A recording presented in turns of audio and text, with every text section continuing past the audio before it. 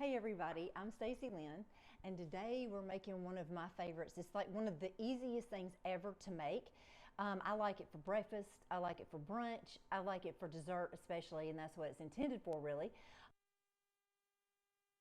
Crumble. And I have this in my very first cookbook.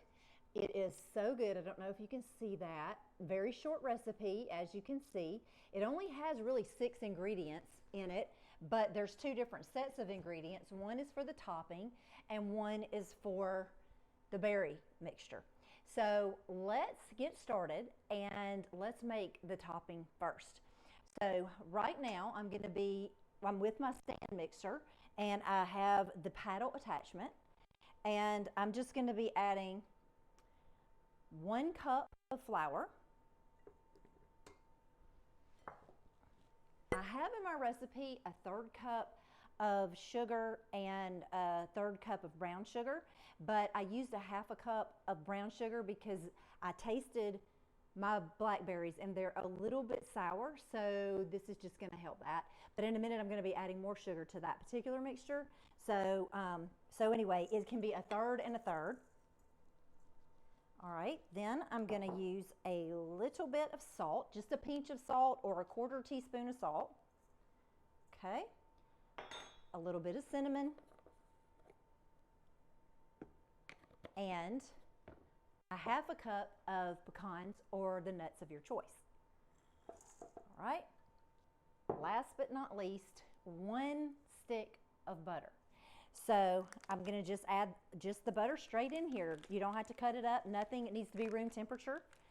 And just put it right down in here, and I'm going to turn on my mixer and we're going to go to town. Okay. Go. I'm going to let that go just for a minute. And while the mixer's going, I am going to make the blackberry mixture. I have a couple of blueberries in here because they're beginning to become ripe outside. So I just added them to it. It's going to add a little bit of sweetness. All right, so I have here 3 cups of brown sugar and just about 3 tablespoons of sugar, regular sugar. So I'm adding that to my blackberries along with about 5 tablespoons of flour. So that's going to thicken it.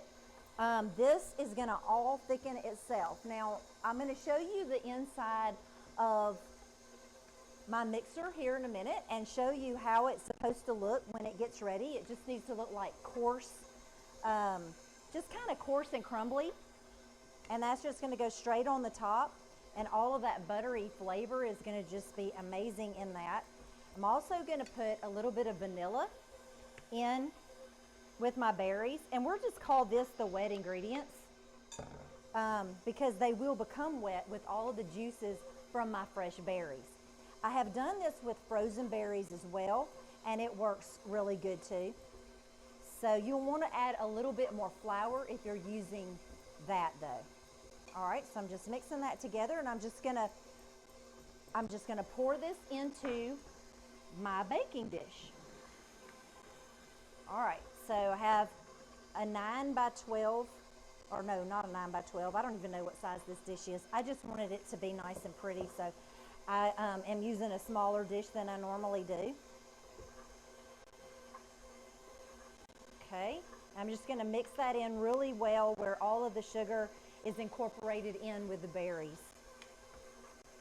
This is such a fast dessert, so if somebody is coming over and you didn't expect it, it seriously takes like however long this is taking now, probably 5 or 6 minutes to make it.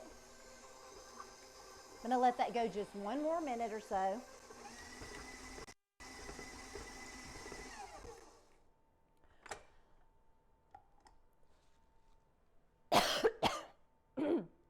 You'll have to cut. Okay. I know something got in my throat. Okay. We'll start from here. All right. So now all I have to do is I like to do this with my hands, and I just sprinkle straight over. Let me see. Straight over my baking dish. and go all over these berries. And this is a beautiful dessert, and it's great to take with you to parties and different things like that, because this will stay crunchy even if you put it into one of those warming bags. It'll still stay crunchy, and you just serve it with dessert and you've got it made. All right, so this is going to be super crunchy. You're going to see some of those berries come up and just kind of spill over onto the top of this crust. It's going to create a wonderful crust. All right, so there we go. Now I'm going to put it into a 350-degree oven for about 40 minutes, or until you see it bubbly and delicious, and then you're going to let it cool.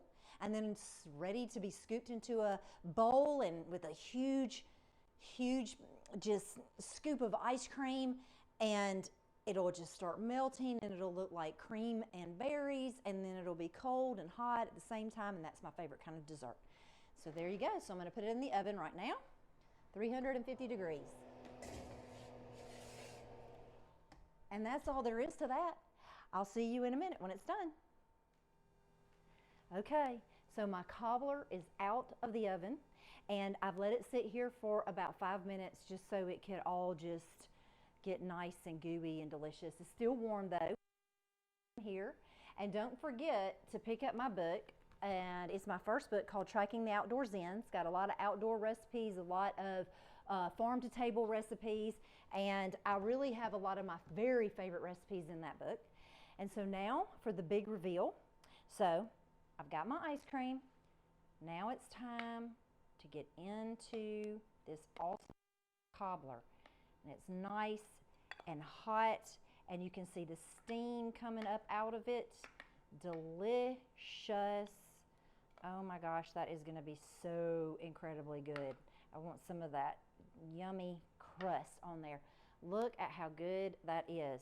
And then it's going to be so perfect with a little scoop of ice cream and some of this crunchy topping that's got pecans and deliciousness in it. Look at that. How good is this? How delicious. So anyway, y'all, I know that you saw how easy that was.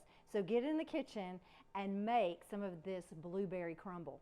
I'll talk to y'all soon. Check out the recipe at stacylynnharris.com, and don't forget to subscribe while you're there.